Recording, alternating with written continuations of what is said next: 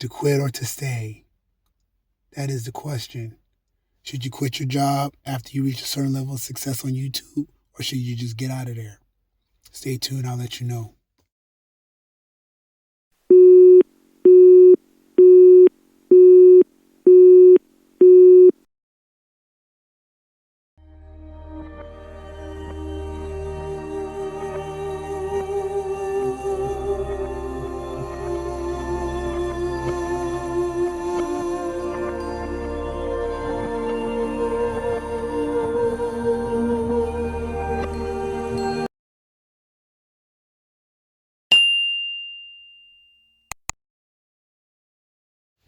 Happy Saturday night.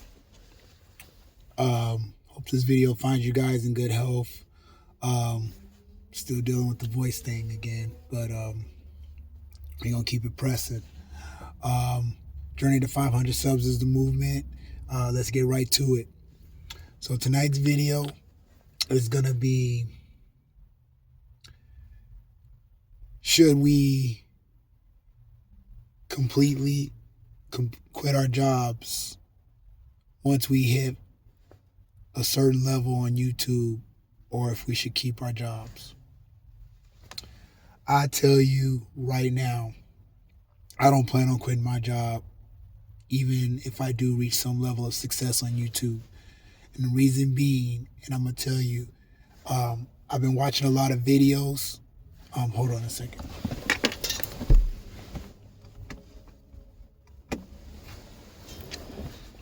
Give me a little bit backlight. Turn the lights on the back of my car. But anyway, turn that one off. But I will tell you that even if I reach a certain level of success on YouTube, I am not going to stop working my job. Reason number one, it positions you at your 9 to 5 as an authority figure.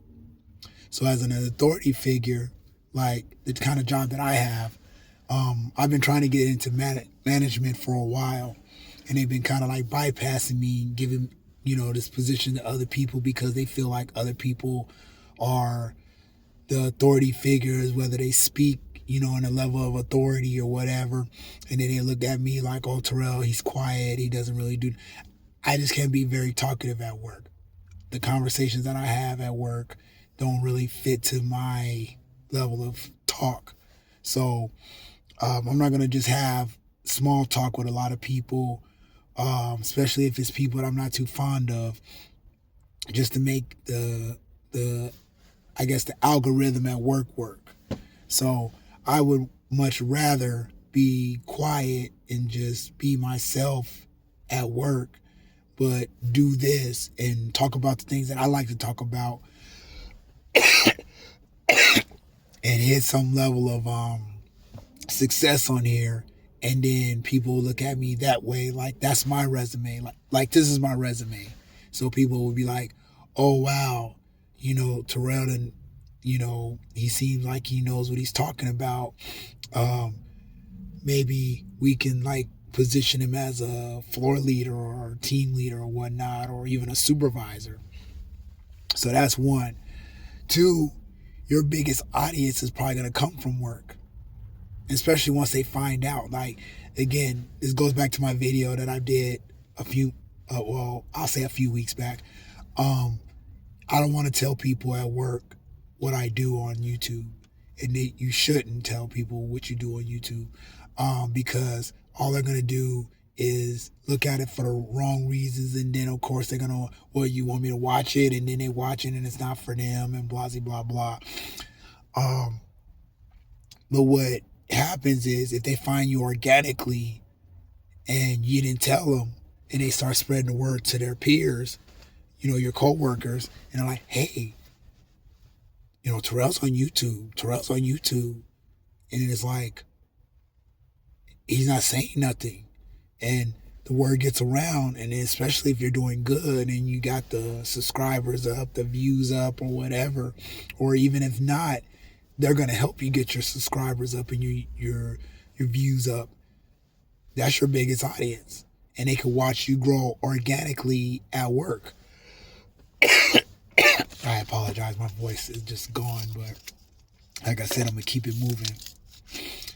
Um, so yeah, that's your biggest audience in that sense.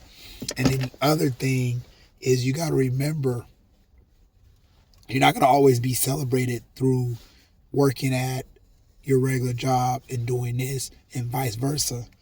Um, well, YouTube world, how would I say? The YouTube world is not gonna immediately accept you. They're gonna, oh, you work a regular job, whatever. Not that it matters. And then, far as your job, they're just gonna probably laugh at you or talk shit, and then from there, once everything starts looking good for you and the success comes, and I mean, whatever you choose to do with your success from that, and I'm talking about as you gradually get money, that's up to you how you go about doing it. Some people will right off the top go buy them a nice car and then start showing that off. If you're driving your nice car to your job, people are going to wonder how you got that. And you can say little side stuff. And if they know you're on YouTube, then that side stuff will come to light for them. And they'll be like, wow, YouTube got them that. Oh, shit. You're going to grow in that sense. If you start doing things where you start excelling in life, like, getting houses, and you start other businesses and everything and all of that, people are going to wonder how you're doing this. And then you can just tell them that I got a little something on the side. And again, they find out it's YouTube. So authority, audience. The third one I would say is you don't want to shoot yourself in the foot. You don't want to shoot yourself in the foot. Like I said, I've been seeing a lot of people on YouTube that have reached some level of success, including the ones I might have mentioned yesterday. I mean, I believe, and again, I might be wrong, so I'm not even going to, matter of fact, I'm not even going to say their names.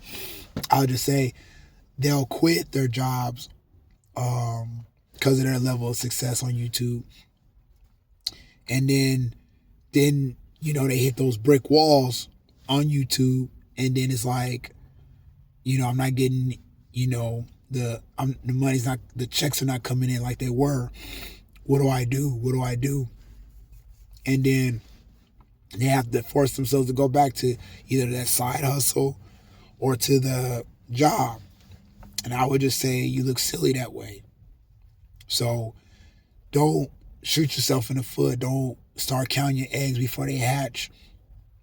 You want to milk the passive income to the linear income as long as you need to at least establish yourself. And then I just say,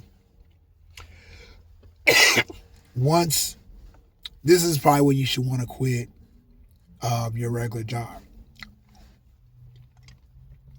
When you start making what you make at your 9 to 5 in a month. Or, no. I'm sorry. I apologize. My bad. What you make at your 9 to 5 in a year is what you would want. When you make what you make in a month on YouTube, which you will make in a year at your 9 to 5. So basically, if you look at it like me, I say I make about 40 grand a year at my job.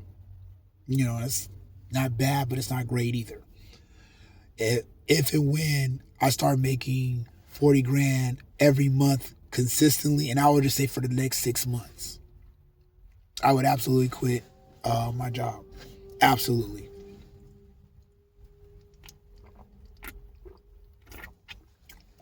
Now, I will tell you like this. Again, wait 6 months.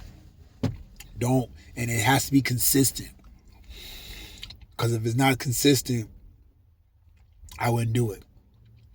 And with me, because I'm at a point at my job where I'm almost hitting my 20-year mark, I might want to just go ahead and finish that out. So that way, at least I could say I would have did another 10 years with this company. I get they reward you for these things.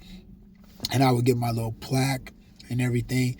After that, sayonara. And I would get my 401k and all that other junk, and I just collect. So that's it. So I don't want to strain my voice too much more, but that's why I think you shouldn't quit your job while doing YouTube. Because like I said, I've been seeing a lot of people talking about, oh, I quit my job. I monetize on YouTube, and it's like, don't do that. Because I feel like it at least gives you a level of authority at your job. If they see you as an expert in your side job at YouTube, if your audience becomes your coworkers, and your coworkers are like patting you on the back, like, oh, way to go, you look like a champ. And then the other thing is, you don't want to shoot yourself in the foot. Because if you quit your job and you're not making what you're supposed to be making every month consistently with YouTube, and that money starts slowing up, you're done. You're done.